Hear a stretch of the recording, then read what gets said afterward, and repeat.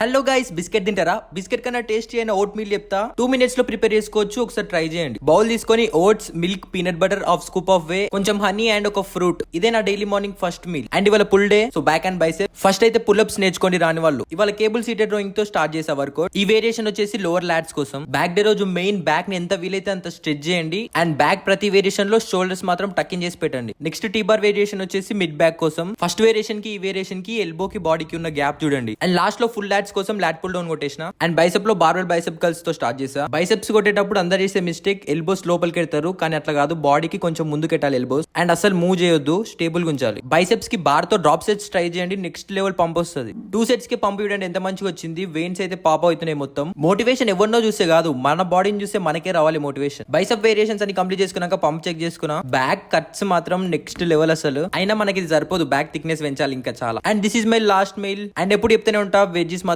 Add చేసుకొని పక్క. And ఇలాంటి చిన్న చిన్న టిప్స్ ని మిస్ అవుద్దంటే ఫాలో అండ్ సబ్స్క్రైబ్.